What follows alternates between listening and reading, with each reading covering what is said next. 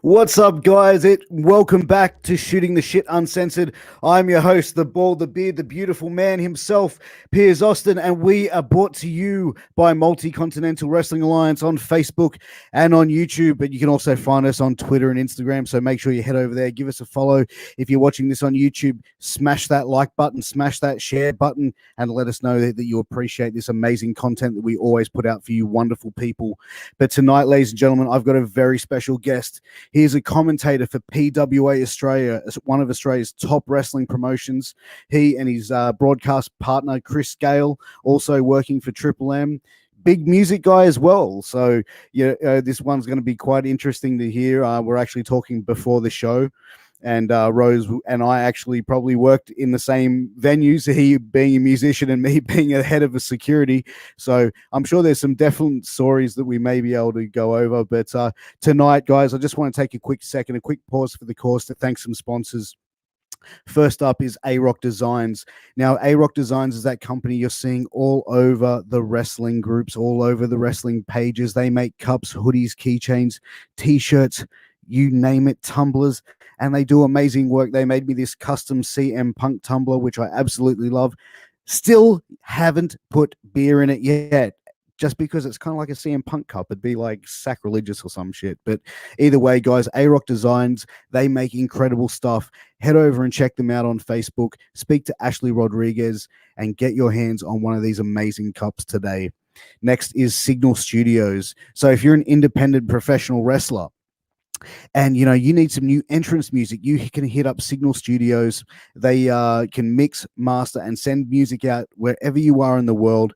Even if you're a musician, you just want something to write some lyrics to, they can hook you up for that as well. Or if you're in Sydney, you need a place to rehearse, you need a place to jam, you can head over there to West Ryde in Sydney, check out their comfortable studio where you can get those creative juices flowing. But ladies and gentlemen, I'm not going to wait any longer. I'm going to bring this man out here. He's actually a really cool dude, as talking to him in the back. And actually, I caught up with him at PWA, but I'm going to bring him out. This is Rose. What's up, buddy? Oh, hey, Piers. How are you, man? This is so exciting to be on Shooting the Shit. This is great. How do I look?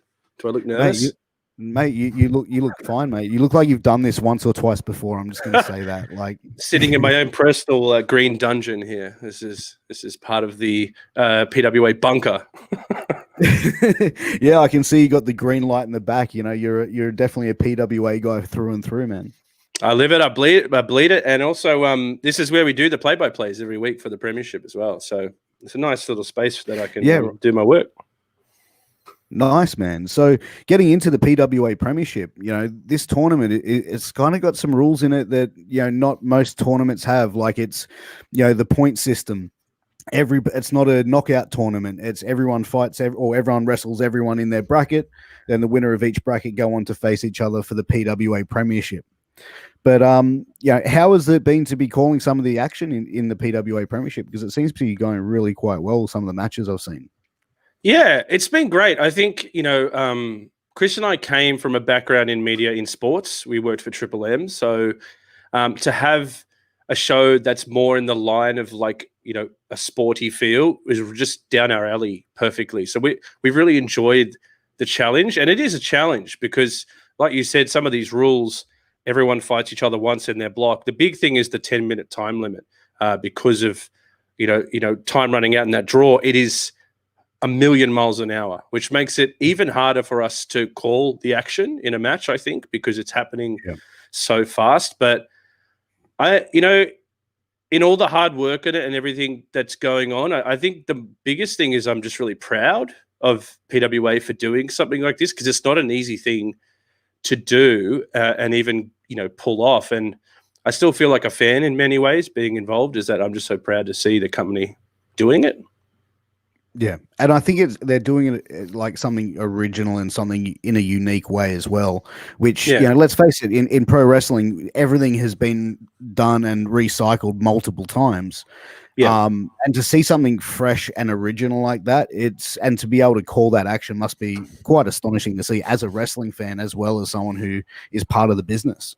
Yeah, and it gives you a chance. I think the viewers at home can see that too. It gives you a chance to really take some time to analyze some of the athletes in PWA and where they currently sit. You can already see it in where we've come in the tournament already, about some people coming out of their shell, some people really sending a statement, some people struggling through decisions and stuff. And I think it's cool. Like I talk about Jude London and Paris De Silva a lot. You see them a lot as the velocities. You see Speed Force together, but it's great to see them have their own time in a match and shine on their own, win or loss. And I think that's another cool thing about the tournament.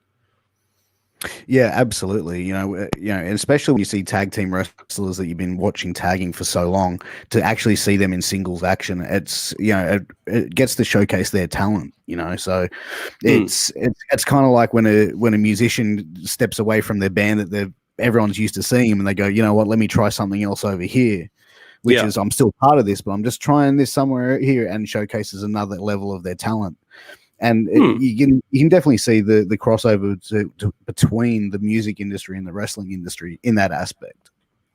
Yeah, totally. I mean, it's I think one of the funniest things about PWA and going from a fan to being involved in helping the company grow, like, is that a lot of people describe what PWA do as a rock show. There's a lot of comparisons to a live show when we talk about what Max Watts is, and especially when you're trying to describe it to someone who's never been to Max Watts before, maybe if you've never even seen a PWA show before, and you go, oh, what's it like? And the best way to describe it, it's like a rock show.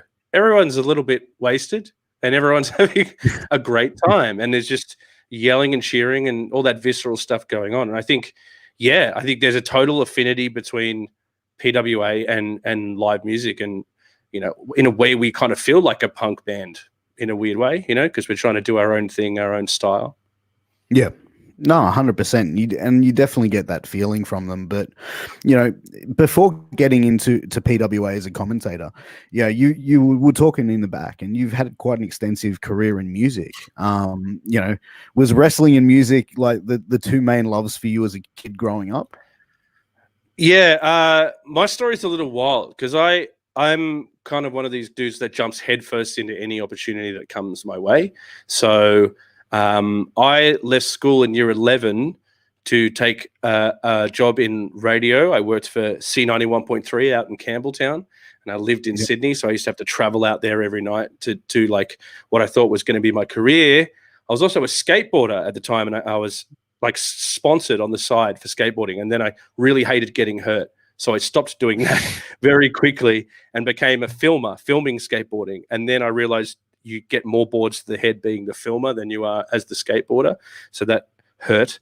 And then, I got into, I was in a couple bands that toured quite extensively for a couple of years. I was a drummer in a band called Days Like Stars, and then a bass player in a band called Dead Letter Chorus. And we did an album together, and we toured quite extensively for a good couple of years. And then I found DJing at 21. And that was the first time I realized, I can make a living like playing music.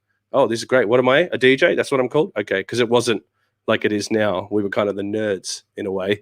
And I was able to make a 10-year career off DJing, and traveling around and playing. So I've done a lot of wild things. I work in sports entertainment now with playing the music at sports games for, the Big Bash and different sports like that. But I think the big undertone has always been, I'm a big fan of just consuming athletes. So whether it's basketball or rugby league or wrestling, I was always, since a young kid, just really interested in the media around that. Yeah, no, absolutely. And I can definitely see, you look at some of, media that's been involved in the game over many years. You look at like rugby league, AFL, legendary names, and even in pro wrestling as well. Were you always looking at more of like the broadcasting side of things, or more about how the whole show is put together from a production standpoint? It's funny you say that, because it flashes me back to a memory as a kid. I remember I was at the Centrepoint Tower, the revolving restaurant in Sydney at the Centrepoint Tower. I was there with my mum when I was like a young teenager. And I think she took a moment after a couple of wines to say, what do you want to do with your life? And she thought I might say, lawyer or doctor or whatever. And I said, I'd really like to work in WWE. And she was like, what would you do there? I'm like, I don't know, like a cameraman or like a man. I'd like to be Paul Heyman. That'd be fun. Like a manager or something. And she just looked at me so confused. And I think at that moment I was like, oh, maybe I can't like make a career out of that thing I like. Maybe that's just a hobby. and I just kind of moved on with it in my life. But I never imagined I'd be able to work on a level with, you know what I mean? As a wrestling fan, you just think I'm a fan and that's my job. You never think you could help in any way. Yeah. Does that make sense? No, absolutely, and I completely understand where you're coming from, but it's interesting that you say, like, when you were a kid, you were like, I want to work for WWE, and most kids would be like, I want to be The Rock, or I want to be, Hulk Hogan, but like to be like, hey, that's what I'd want to be the cameraman, maybe like a Paul Heyman type guy. Was the in-ring performance just not something for you? Obviously, you mentioned the skateboarding and obviously bumping doing skateboarding is a lot harder on concrete, but was that some of the reasons why that you didn't want to pursue the activity of wrestling more as like 100%. I say this a lot, but I'm a big enough wrestling fan to know I ain't got what it takes to do what they do. You know what I mean? Yeah. Like, it is such a commitment to be a professional wrestler. Like, you could sit and watch every thing that you could consume there, but when you get to actually meet and spend some time with some of these people and see what they do to just put on a show like once is insane to me. And I don't have it in me. I didn't have it in me to be a professional skateboarder because I didn't want to get hurt. And I don't have it. I knew very young that I don't want to be a wrestler, but I loved it. And I thought I could maybe do something. It makes sense now that I should have always thought commentator because I can't stop talking. But at the time it didn't dawn on me. But yeah, that was definitely a thing. I never wanted to be a wrestler, and it's because I was scared of what it would take to do it. If that makes sense. Yeah. No, absolutely. I mean, but the fact that you can appreciate it as well from a fan's perspective by, saying that it's like all the respect in the world because what these guys put into, and the training and the just taking the bumps as well. Like, dude, I was at the last PWA show, man, and seeing that bump at the end was like, good God, like, you know what I mean? Like, I know that they protect themselves and and it's professional wrestling, not backyarders, but still, man, that looked brutal. It looked like it would hurt. So, and it looked like it did hurt. And, that's where I think a lot of people, I think non-wrestling fans, where they go, oh, wrestling, they say the F word. It's like, you can't call that fake, dude. It's predetermined. It's whatever else you want to call it. But dude, those bumps that they take, it's like, it doesn't, you're not falling on pillows. Yeah, it's like shitting on someone for doing. Oh, sorry, can I swear? Am I allowed to say the word shit? Dude, the show's called Shooting the Shit. You can say whatever the fuck you want, bro. That's true. That's a very good point. It's like shitting on someone for being in Cirque du Soleil. Like, I couldn't even get up on a platform the height that they start from, let alone do any of the stuff they do. It's like trying to diminish something because it isn't how you want it to be doesn't make sense to me, because I think it's crazier to like dive at someone or like get dived on when you know it's going to happen. Like, that's like insane. You're bracing yourself like, yeah, like it's. I mean, you're putting your lives into each other's hands, and I just think that's such a unique bond that like wrestling can kind of stand alone and say that's one of the only things in the world where that happens in an entertainment aspect. And I think that's what I was always enamored by it. It's just so immediate with its returns. When you watch wrestling, like you love it, you hate it, immediately you feel it. I love that. No, and that's the thing. Like, it's wrestling is that connection where you see like like many different performers over the years that even if they had personal problems, through a period, they were always professional in the ring. Like, it's, you know what I mean? Like, you think like, man, if I was in that situation, I would have done like this and that, but it's like that unwritten bond. It's like, no, if we're in this match, we're going to protect each other. We're going to get through and we're going to put on a hell of a show. Yeah. And then on a weird, like lesser extent, it happens for Chris and I on the commentary desk. Like, I know Chris has got me covered. No matter what happens, Chris is there to back me up. And I have the same for him. And I think you need that trust to be able to put it on. Yeah, absolutely. And, you and Chris Gale have obviously known each other, as you were saying, for many years. And you can definitely see when you guys are on screen that you've got that very, very, very strong connection. And you just bounce off each other really well.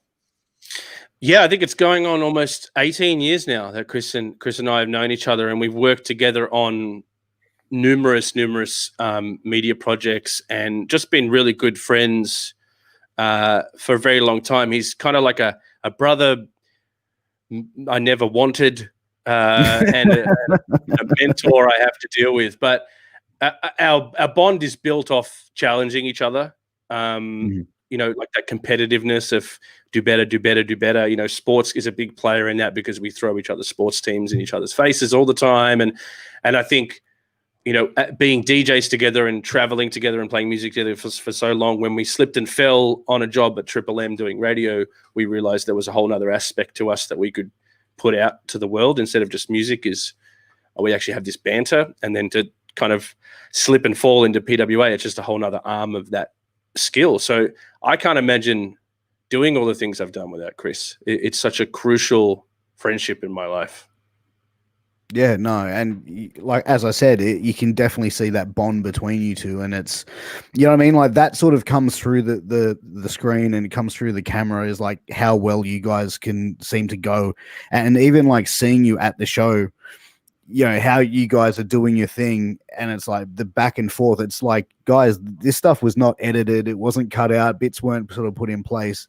Like I was watching just how free flowing these two guys were, and you should definitely go check out PWA, the Movember to Remember, the show that was just on, because it was amazing. And these guys did an amazing. Chris Gale as well did an amazing job calling it. I was at the show and actually got to rewatch it the other day, and it was, you guys killed it, man. Like, oh, thank you, brother.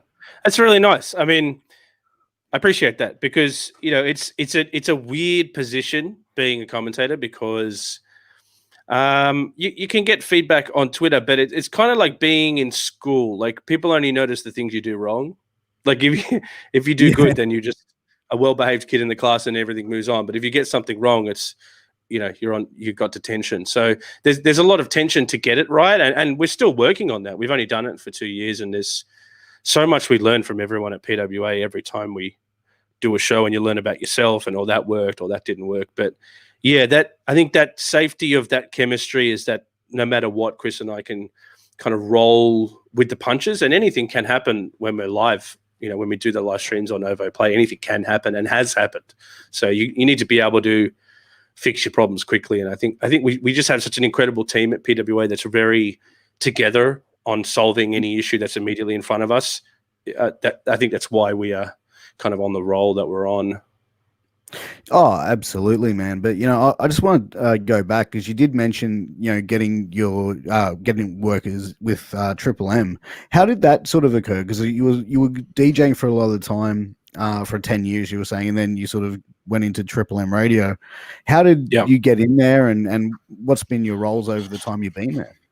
Well, this will kind of mirror how we got in with PWA, in that, you know, that aspect of I just run headfirst at every opportunity that I get. So Chris and I had come off like a decade of, you know, being DJs and traveling and touring and stuff, and we're looking for something different to do. And we thought, oh, let's try a podcast, because you know, everyone likes to try a podcast now. And we thought, let's give it a go.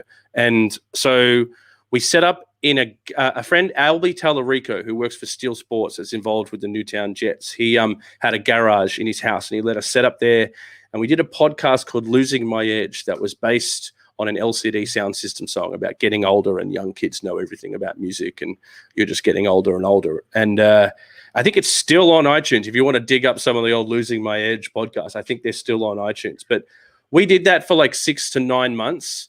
And I think something of a demo of ours from that podcast was handed to someone.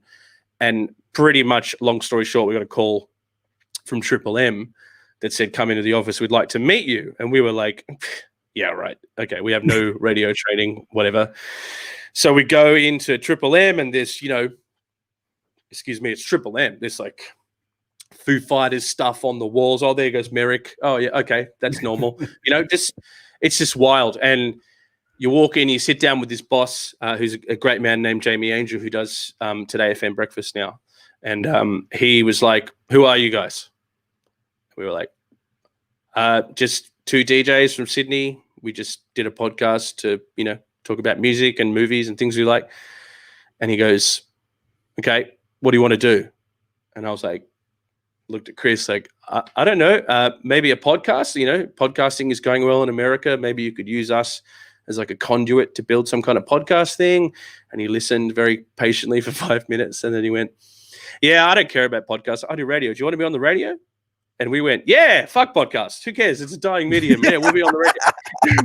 So we just completely threw it out the window. And he just threw us on the air. He gave us a Sunday night show called The Back Row, which was just like fans making fun of sport, which gave us this kind of weird license to kill because we're not a former player or anything. So we can just kind of bag out whoever we want, which was really fun. And then eventually we took over the Roy and HG time slot on Saturday mornings, which was the Weekend Legends. And we did that for 2 years. So yeah, they just gave us a shot and said, if you can swim, you can stay. And we did. That's amazing. And Triple M, like for our people watching over in the UK and also in the United States, Triple M is like one of the most biggest radio networks in Australia. It is the ultimate sports network in Australia. It's rock and sport and comedy, the three things that make pro wrestling. So it made kind of sense for us to land there. By the way, I don't want to control your show, but I did see someone send a message from Wales before. Man, you're like worldwide. That is, man. That's Stewie from How Doing from Wales. Big supporter Stewie of the show. Thanks for tuning in, brother. Oh, nice.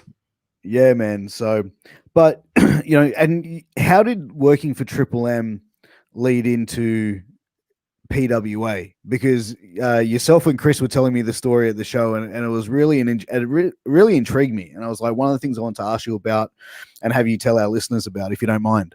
Yeah, sure. I mean, it's a similar, like I said, it's like a similar situation of me just diving head first at something. We were on the air, and I would make a lot of like weird wrestling jokes on the air. It actually took us quite a while to convince Triple M to let us talk about wrestling at all, because there's that very mentality of rugby league and it's footy and all that stuff. And we were like, no, we'd like to talk about basketball and women's sport and wrestling and things like this. And they were like, what?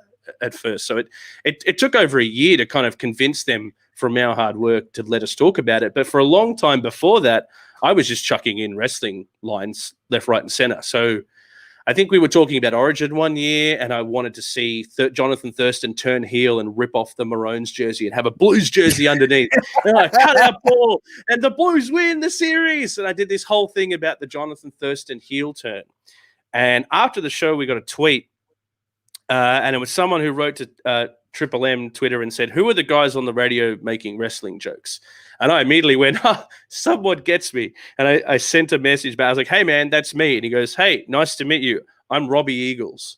And I was just a WWE guy. I was just ignorant to the whole process. I had no idea. And I was like, oh, nice to meet you, Robbie. What's your deal? And then I kind of looked into it. I'm like, he was holding like every belt at the time. He was like... This was before the Osprey match. He was like champion upon champion. It was like Triple H. He just had like belts hanging off him. And I was just like, whoa, okay, there's wrestling in Australia. I had no idea. And he said, come to a show. And it happened to be the 10th anniversary show where Robbie and Will Ospreay had that iconic match. And you can actually, if you go back, you can hear my commentary voice in the crowd, like, just like yelling and cheering over the top of everyone. And after we saw that show, like everyone who comes to PWA, you're hooked. You drank the Kool-Aid and you're like, man, I need to be involved. And I just messaged Robbie and I was like, how can I help? What can I do? And after a couple more, like a show or two, we kind of discussed, why don't you guys come in and do like just a one-off event as commentators? We'll bill you as from Triple M and stuff. And we were like, yeah, sure, we'll give it a go. And like I had no idea how to do it. I'd never had any wrestling commentary training or anything, but when you get an opportunity like that, you just got to run at it. You just got to take it and go, well, if I fall on my ass, I fall on my ass. Yeah.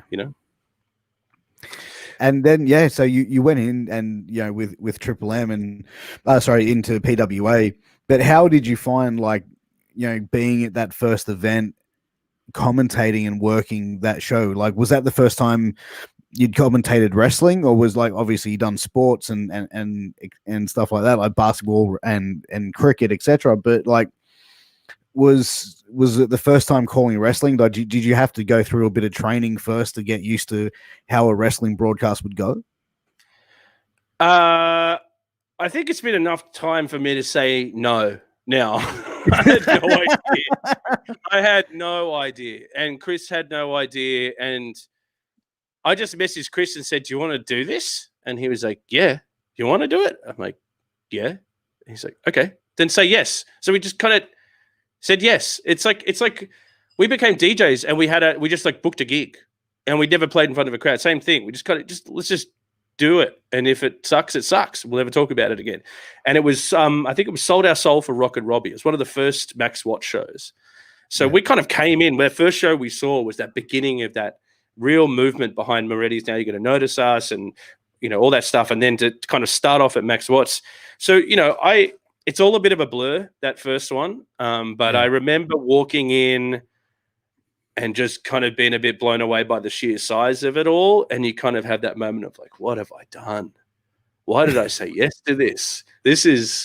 I'm going to suck at this. This is going to be really bad. And we did all the normal tropes you do in your first show when you're nervous. You talk too fast. You try and fill too many gaps. You trying to do too many jokes. If you feel like it's not working, you try and make too many jokes. And I think we learned early it's not about us. It's about what's going on in the ring. We can make fun of each other, but it's got to be in the context of what the athletes are doing. And I think one of the biggest things Chris and I had coming in as well was to really respect it, like respect what their process is. Because as wrestling fans, we read things and you hear reports. We have no idea what it's like to be in a backstage area, what it's like to train and to learn how to wrestle. We don't, unless you've done it, you don't know it. And we were very cautious of that. Like, we didn't want to come in as these like Triple M guys, like, hey, what's up? Hey, we're going to show you a thing or two. We just wanted to be involved and we wanted to help. And I think everyone kind of accepted us as that, as like trying to learn and trying to do, except for Wahlberg. He called us out first show and yelled in my face, but that's Wahlberg. Yeah, he seems like the sort of guy that won't let something small like that go. But no, yeah, dude. But like, was that like, did you know that was going to happen, or was that just like, what the fuck is this? No idea that was going to happen. And that's a majority of stuff with Wahlberg. He's very visceral. Like, he would just kind of work off what's in front of him. And I think he saw a microphone there that he could talk into, another opportunity for his voice to get across, which at the time he was very much trying to tell everyone that he's the man. This is pre-Coliseum. This is pre all this stuff. So I think he saw a target like Triple M and went, well, I mean, they're rightfully so. They're probably just coming in here and patting wrestling on the head like a lot of media does. You know what I mean? Like, a lot of media, they'll do a little 5-minute piece on their breakfast show and then never talk about it again. You know, it's just or they make a joke about it, and you know what I mean, like do something silly about the wrestling. You know, oh, we're gonna hit the ropes. So can you show me how to do? Yeah, like we've seen it all before. So I think I understand how people in wrestling would have this preconceived idea of two radio guys coming in are just going to try and take over the show and make it all about them. And so I understood the tension there, and I understood it was kind of nice that Wahlberg came and did that, because it broke the ice a little bit. Like, you Triple M guys think you know everything. And I was like, whoa. But immediately there was just that chemistry there between Wahlberg and I of just really not liking each other for no discernible reason other than we can both talk a lot of shit, but I refuse to get into a ring. Man, he is one entertaining guy though. Like, he can definitely turn it on when he gets in the ring, and just, man, he's got star written all over him. You know, he really does. And what's beautiful about what Chris and I do is that I love the fact that we don't have to agree on everything. I think there's a lot of issues sometimes when you're trying to commentate like a sports game and everyone's agreeing. I like when commentators argue over the main issues, and that's just a clear divide for us, because Matt and Chris are close, like they get along, and Moretti and I are very close mates. So sorry, we're going to pick our sides. Like, it was the same thing with our radio show. People used to call us on the show and say, oh, you guys are so biased, like you think the Dogs are the best and every other team cheats. And I go, yeah, I'm a fan of rugby league. My team's the best. Every other team cheats. That's how I feel. That's how every rugby league fan, or even, let's even say all sports fans are, really. Yes. Like, that's how real fans feel. Exactly, dude. Exactly. But man, like to have someone get in your face though, that would be like, holy shit. Like, obviously that would have been something new for you in that environment as well. But at that time, were you able to just to sort of like, okay, keep going, or did it rattle you at all? Good question. I think I had this false sense of like, oh, he's not going to do anything to me. But then like 6 months later, he punched me in the face on live radio. So, I think maybe I was a bit ignorant to that. I just go, it'll be fine. He's just yelling at my face to get attention and whatever. He's a good wrestler though. Like, under my breath, like he's pretty good. Damn it, he's really good. But there we go. That'll be the micro content for the week. Yeah, damn it. Yeah. Yeah, no, I that first one didn't rattle me, but that whole first show I was completely numb. I was so, and that was before we even went live on our shows as well. That was when we'd record the commentary with the show and then they'd put it up on Ovo Play or wherever it was later. We hadn't started live streaming yet. So that adds a whole nother element to it, the live stuff, because it's like one take, it's like you're in there with them. So no, that didn't rattle me, but there's been some moments. I think the Matty Wahlberg Caveman Ugg match, when they fought up onto the stage and Wahlberg sent Ugg through our commentary desk, man, like he is a big boy, and he didn't like break. Yeah, he's huge, and he didn't like snap our table. He exploded our table. Like it split down the middle, and both metal legs just bang, like exploded outwards, and it just the whole stage of Max Watts shook. And that shook me. That legitimately shook me. And our commentary got cut out because he just smashed through everything and we weren't ready for it. And we had no commentary for 5 minutes. That legit terrified me and went, wow, am I glad I never tried to get in the ring.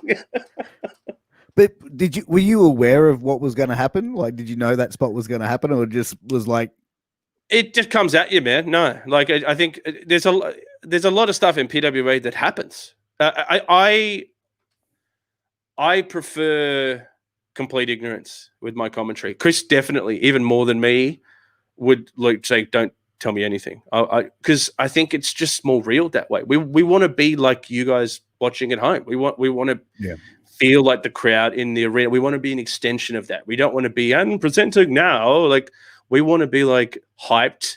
And when a match breaks down and everyone's arguing, Chris and I are standing there arguing. We're directly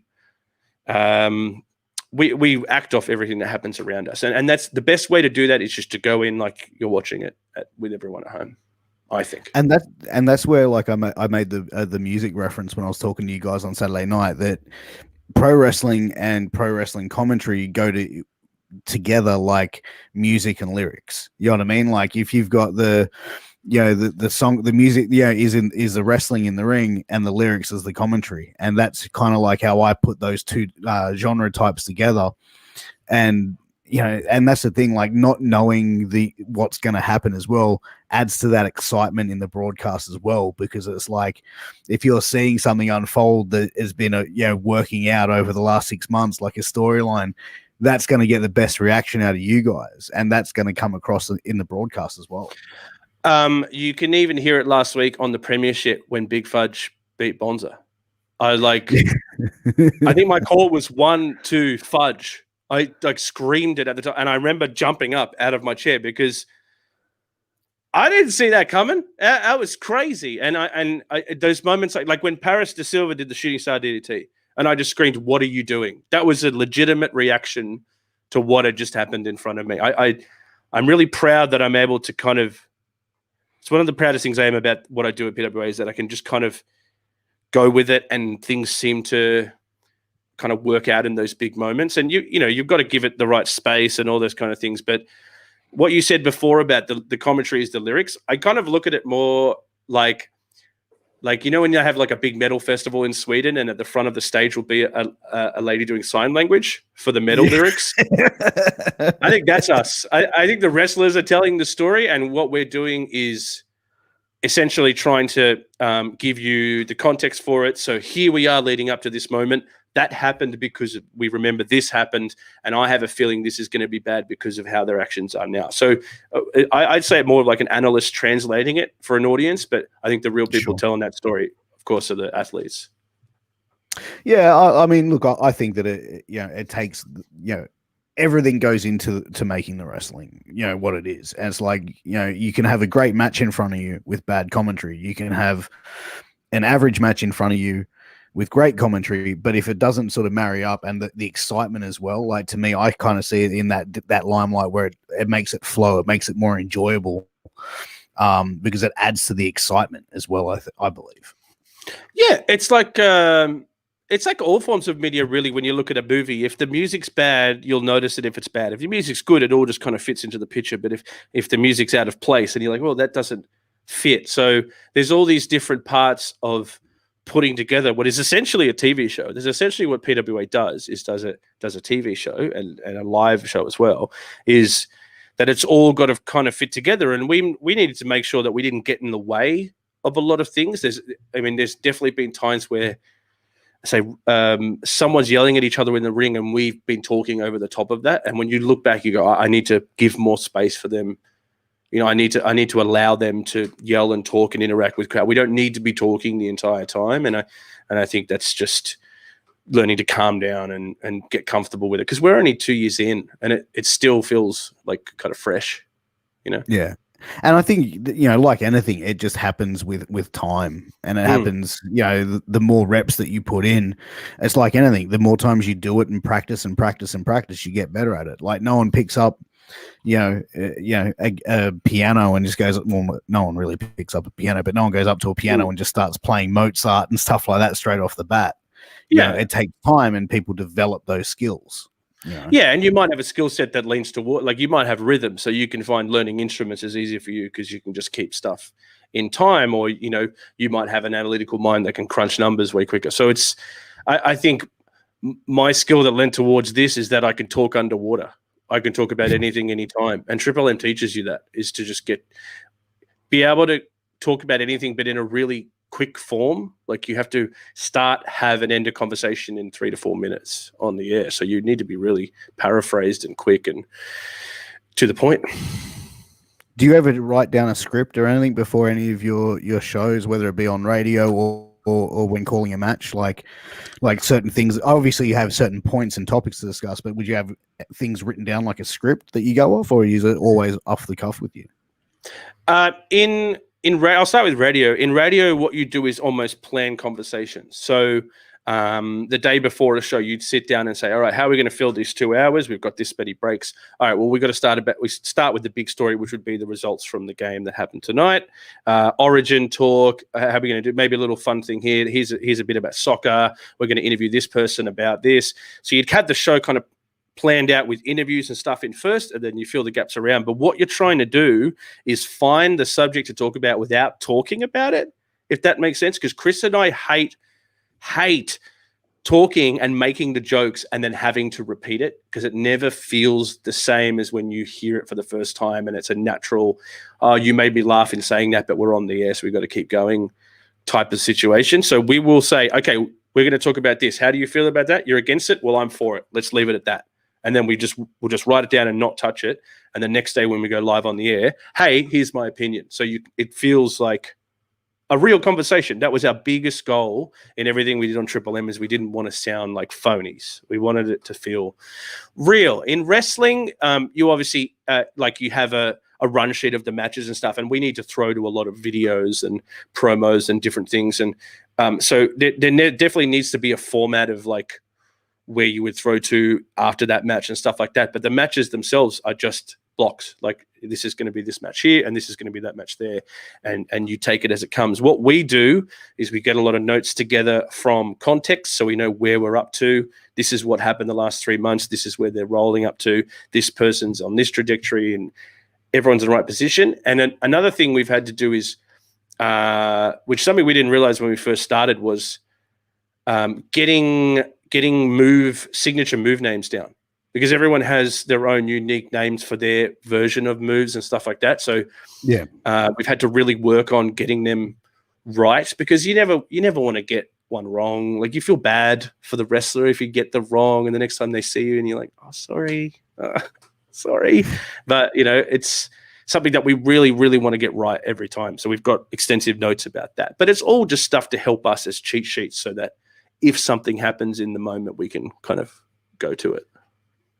Yeah, no, absolutely. And I think, as I said, it's, you guys, hearing your commentary for people that have only been doing it for 2 years, like I said, it adds so much to the product, and the product is pretty amazing. And how you guys work together in doing that, it definitely feels like you guys have been commentating for a long time. But was Chris also a big wrestling fan, like you would, like growing up? Was he a fan of it, or was this something completely new to his world?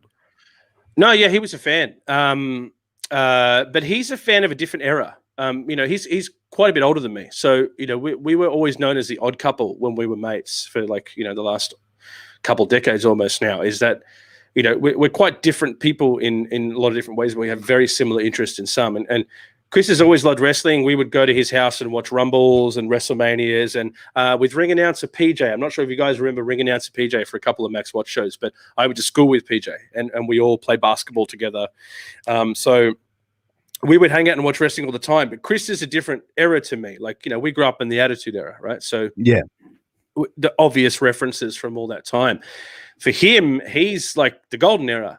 So his big inspiration is Bobby the Brain Heenan. That's why he always has the loud, flashy jackets. He's a huge fan of the brightness, the color, the fanfare, the joy that the golden era wrestling brought out. And it's another thing I love about what we do. It's like the J.R. Heyman thing. Like, I can be as young and irrational as I want. Chris will always be the older, wiser guard that will tell me to calm down. So that's how we worked on radio. But you know what? You need that sometimes. It's you got the salt and pepper, to mix it up there. So yeah.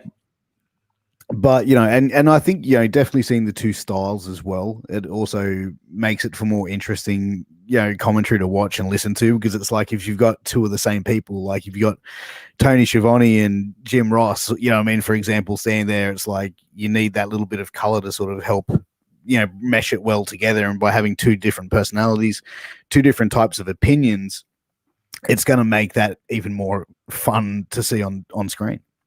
Yeah, and Chris has such a great authoritative way about him. He has this very regal voice. He comes from the world of rugby league and the history of rugby league, and he has just that real. Yeah, the boys hitting the pitch. Look at him go. He just has that real kind of. You can turn to him and say, Rose, the tumultuous journey. Like I always remember the promo about Wahlberg going into Coliseum and that amazing doco that they did for the Coliseum tournament.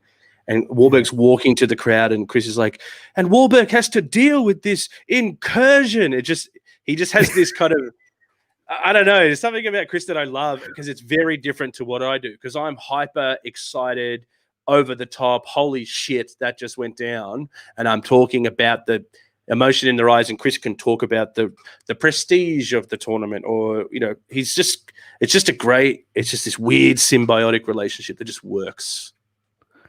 But that's the thing, man. You got to have those different flavors, man, and it's worked for you guys so well, in music and in wrestling. But talking about not sort of wanting to know what's going to happen before the shows and anything like that. Has there ever been a moment that you've seen where it might be a spot or a bump that someone's took that you've legit thought, holy shit, is this person okay? And like, how do you compose? Because obviously you become friends with these people, by, calling their matches, seeing them backstage and that sort of stuff. But has there ever been that moment where you've seen someone, like I said, do a big spot or a crazy bump and you've legit had concern?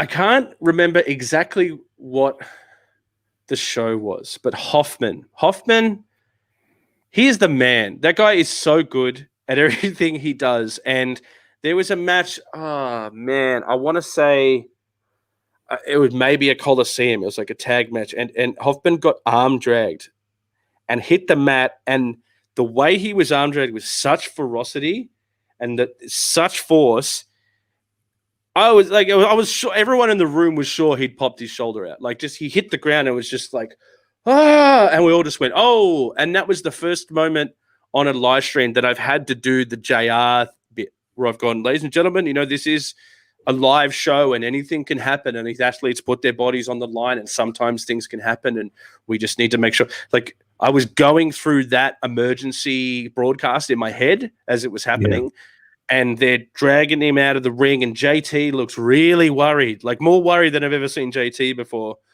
And he's usually a pretty happy guy. So I was like, oh no, this is really bad in the middle of a big event. And he got all the way to the outside, and the crowd is a lull. Everyone was super concerned. And then he low blowed his opponent and stood up and started doing star jumps. And the whole thing was just a work. And the reaction was incredible. It was like a, you got me. You got me. Boo. It was like this.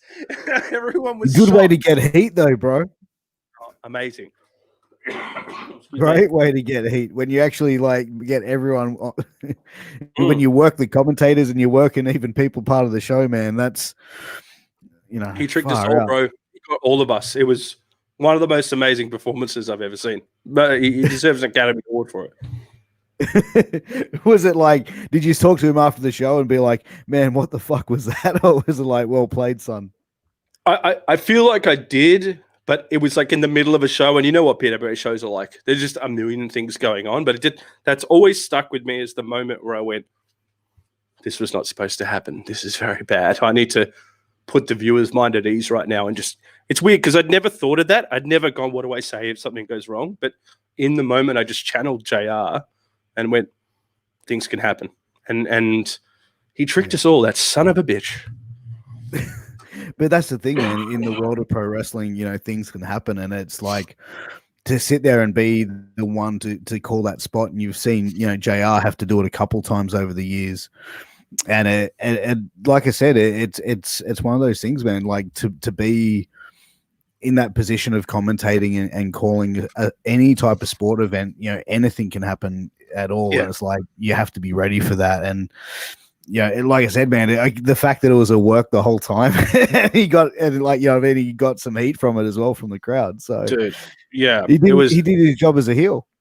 He really did. And after the anger, the crowd started clapping. It's like you ate a whole wheel of cheese. I'm not even mad. Like, it was such an impressive thing that everyone just went, well, bravo, you tricked us all. But thankfully, that's the only situation I can think of so far where I and the entire room was like legitimately like worried for someone. You know, knock on wood, I've had, you know, a run that I haven't had to call many injuries, but it is something that when you start to become friends with people and stuff in the company that you kind of got to not think about, because you go, man, some of the things they do, it could go south very quickly, but you've got to trust the training and their ability and stuff like that. And I do 100%.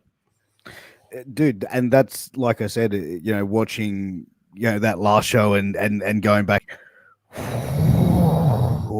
like, you know what I mean? Like, I was not expecting, you know, that sort of bump.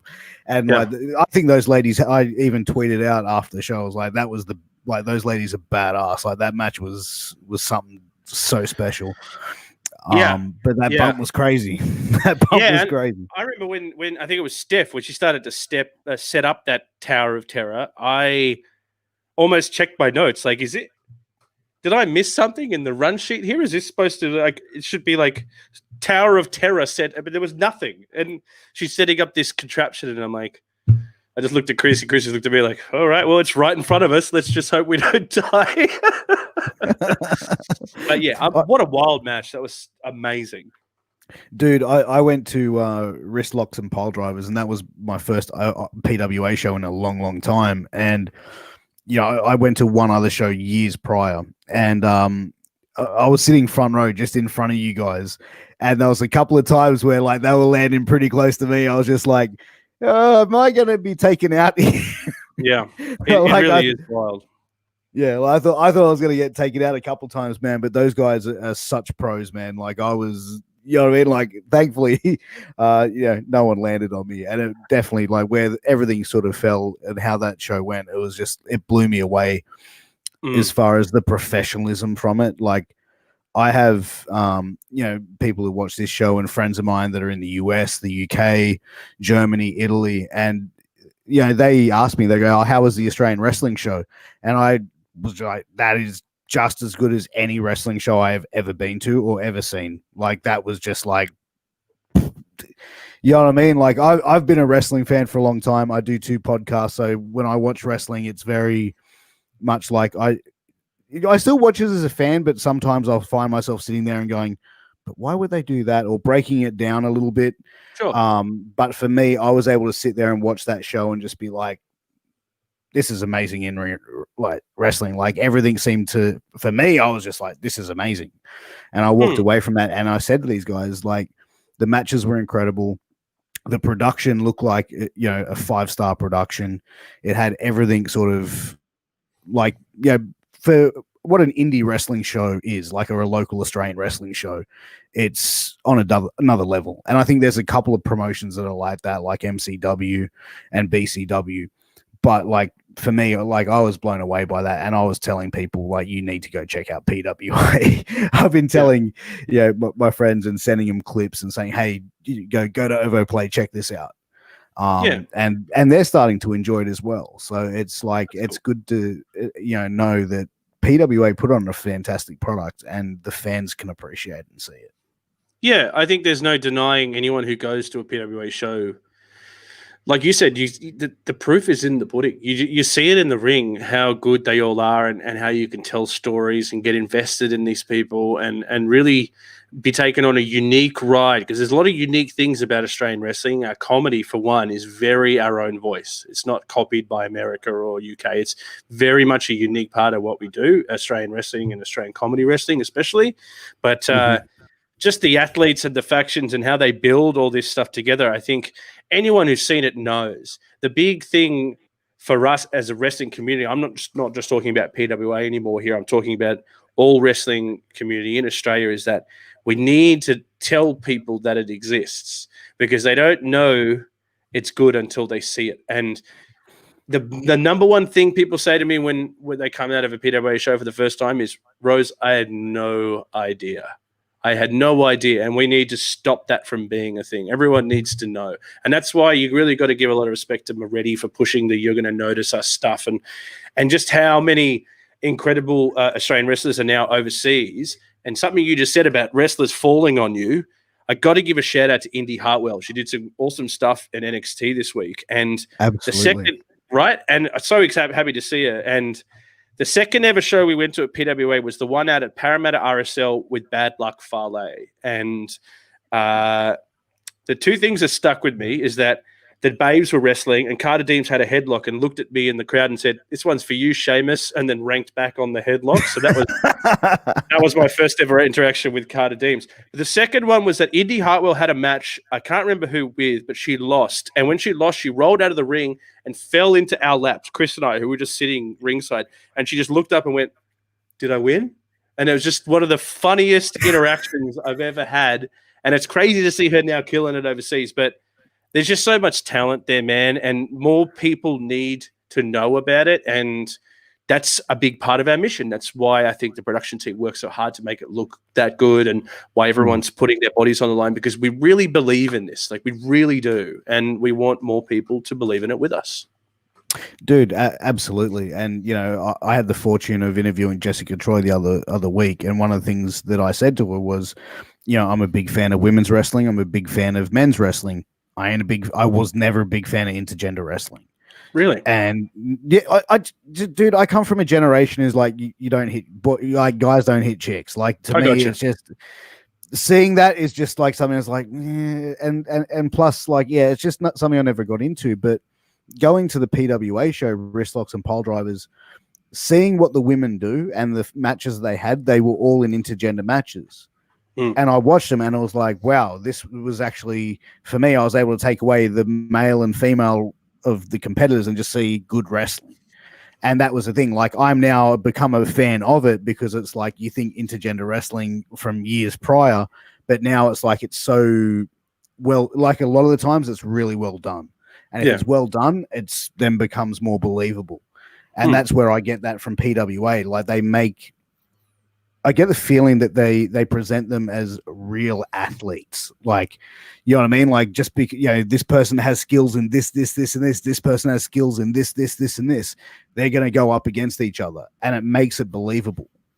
Yeah, 100%. I think we take a lot of influences from places, like Japan, where strong style is such a big thing, and you with that telling of wrestling, you bring in so much honor and prestige and all these kind of things that we want to grow in PWA. So I think it's really important to have. Excuse me, I'm about to cough. Excuse me. I think it's really interesting to have that, and I think also intergender works for us because Jessica Troy is one of the best wrestlers in our company. She's our PWWA champion. Like, Absolutely. she can tear your arm off, legit. She can legit do it. So I think, like you said, is a great point, is that if it's presented in the real world that it is that Jessica Troy is an athlete and these other athletes trade together, they should be able to compete, and it makes sense to you as a viewer, then you run with it. And it's a big point of difference, I think, from us to mainstream American wrestling, is that we're not afraid to tell those stories of overcoming adversity and, intergender wrestling. I'm very proud of it for PWA. I think it's a really great aspect of what we do. And Jessica Troy is a fantastic example of that, being the PWWA champion. Oh, 100%. And that's why I said, like, after that show, I became a fan of it. And I had friends I was telling that were just like, what? Because I was just like, for me, it was like, if I see, like, if an intergender match is done well, I can appreciate it. But it's like most of the time when you see it, it's not. And I think over the last few years, it's really started to come to fruition. I'd probably say in the last, 10 years, even from like an American style and then overseeing it in the Australian style, where it's like I can appreciate good wrestling now after sort of like the PWA sort of helped me sort of see that light a little bit with it. And I definitely now appreciate it. And I was excited to see some of the matches at Movember to Remember, and that again, another great show. So but you guys are killing it, man. Thank you, brother. I mean, it's there's no lie that it's been a terrible year. Like 2020 has been a rough year for everyone involved, and when you're doing a company like PWA that's very much about momentum, and the momentum we were riding off the last couple of years with Max Watts and Coliseum and everything growing and evolving, it's not easy as a company when you hit that roadblock of, okay, the world might not open again for a year, maybe two. How do you survive? And I think, I don't want to gush too much about all this stuff, but I'm just so proud of everyone at PWA that they refuse to give in. Like we're going to do shows. We're going to keep going. We're going to do the premiership. Like we could have just said, oh, we'll see you in 6 months. But instead, we're doing more now than probably we were before the pandemic hit. And it's just, I think that's the X factor to what PWA is. It's just everyone in there believes in it so much and wants it to work. And when we do stuff, it works. So we want to keep doing it. And I'm so impressed to see everyone. And I know that must have been hard, like, especially for professional wrestlers. When the world shut down, you can't even go to a gym. That must be so hard for them. It's like saying the world shut down and I'm taking away your PlayStation. I'd be like, no, what am I going to do the whole time? So, I can really sympathize with how tough this time's been for them. Yeah, like it's, I think no one expected the year that 2020 was going to bring. And, it turned the world on its head, and it also turned professional wrestling on its head, where, a lot of the major promotions like WWE, AEW, they had to do, no fans in attendance. And it's like, even PWA doing the PWA Premiership, there's no fans in attendance.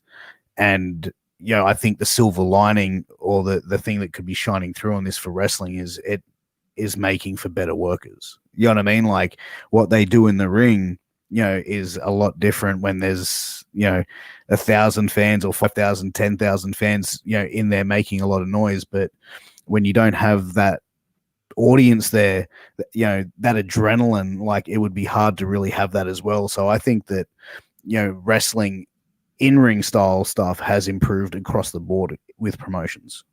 Yeah, and I think it's allowed wrestlers, even in WWE and stuff like that, to try different stuff, because like you said, I think the format of wrestling for a long time was a similar thing. It's a real call and response with the crowd. It's like old Shakespeare, behind you, and blood and betrayal and families and all that stuff. And I think when the pandemic hit, suddenly we took away such an important part of what professional wrestling is, which is the crowd. It's like doing a rugby league game without the sidelines. It's just like this. There's this vital part of it missing. How do we move forward? And like you said, it is pushed performers to work even harder and go even harder. And man, to not have the adrenaline of a crowd behind you to do some of the stuff they're doing is unthinkable. Like, I would need to be egged on to do a 10th of what they do, and to be able to do it in an empty room like that and put their bodies on the line. And I'm talking wrestlers all over the world here that have worked through the pandemic is super impressive. But also they've learned, like, have you noticed, like, going to WWE for a second, and like with what Roman Reigns is doing right now, how all his conversations are like this now, and he's like, I'm the head of the table and you're gonna respect me. Like, it's like Days of Our Lives. I'm the tribal chief. Yeah. And like Jey Uso's here, and he's like, you will get it right. Like, they're able to do these really, really subtle, like intricate, emotional, almost soap opera type stuff, which you couldn't do with a crowd yelling "what" every time you said something before. So different skills. 100%. And even you see with Randy Orton's promos now as well, like, like he's more, like more lower in his tone, and you can really understand the emotion. It's kind of like, and again, I'm going to make another music reference. It's kind of like if, like, when Korn went from playing, with 7-string Ibanez's to playing acoustic. You know what I mean? Like, and it's actually slower, and you can sort of, like, when they're doing a promo, you can sort of really appreciate what they're saying. You're like, fuck, that's pretty good. Like, it's because a lot of time in wrestling, the promo's like, and that's what's gonna happen. You know what I mean? Like, screaming down. Whereas now it's like the delivery and the promos are just a lot more intense. Yeah, and we were definitely influenced by that in PWA, because, as you can see in the Premiership, when people finish their matches, they immediately go backstage and have that time with no prompting to just sit down with a microphone and say what you feel. Say what you feel in that moment. And you can see some people take it and use it like they always, like Big Fudge, just baby 4-0, and Moretti's climbing all over things, and Kai Drake will just scream one word, and you're lucky to get one word out of Matt Rogers, and Liebert will give you something cryptic, and Unsocial Jordan will just tell you about how he's the greatest, and there's all these different people that shine in different ways in using a microphone, and we've definitely been able to take that sport aspect and tie it with there's no crowd. Let's see what we can do with that silence. And, it's been fun to play with.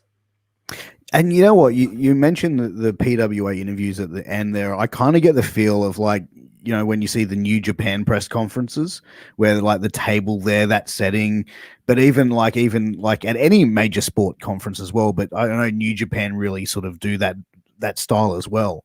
And that's the thing, man. Like, I really enjoyed seeing some of those promos, and Mick Moretti, like, screaming like, come and fucking take it. I'm just these guys are just being able to elevate themselves so much well, a lot more. Is like, when you see more of the personality come out, it's like, that's what hooks people in, man. Yeah, and I think people would be surprised by how much of that is that's just them talking.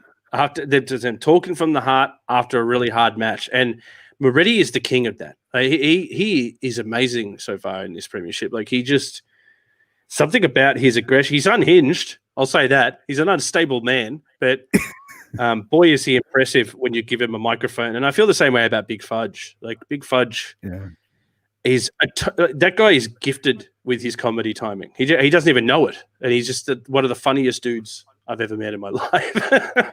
And dude, I became a Big Fudge mark after the other night, bro. Like, he's so fucking, dude, that was hilarious, man. Like, and even like his finishing move, the butt punch. I was like, this guy's hilarious, And I think I had to check myself and say, yeah, he did just butt punch the ambassador of Movember. I did just see that, right? He did that at Movember.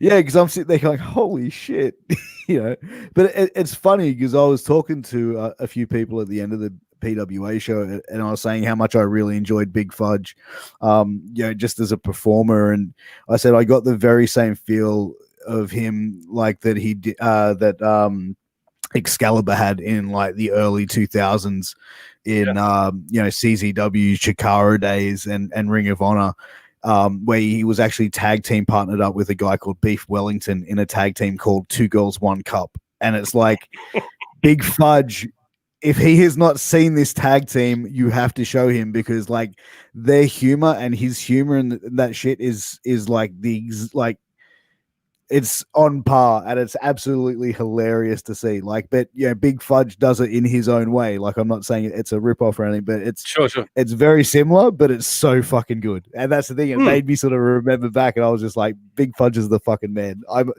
He's my spirit animal. Yeah, and I think just comedic wrestling in itself, I'm such a big fan. Chris and I are both big fans. I think when a match gets silly, we can have our most fun because we come from the world of banter and jokes and silly shit. That when those matches start to go haywire, whenever James Adoltman comes out, I just get so excited, and anything to do with Fudge, and we just have so many funny people in a company. I'm really it's exciting to see so many people that can be funny in a ring, and that's a big strength of PWA's.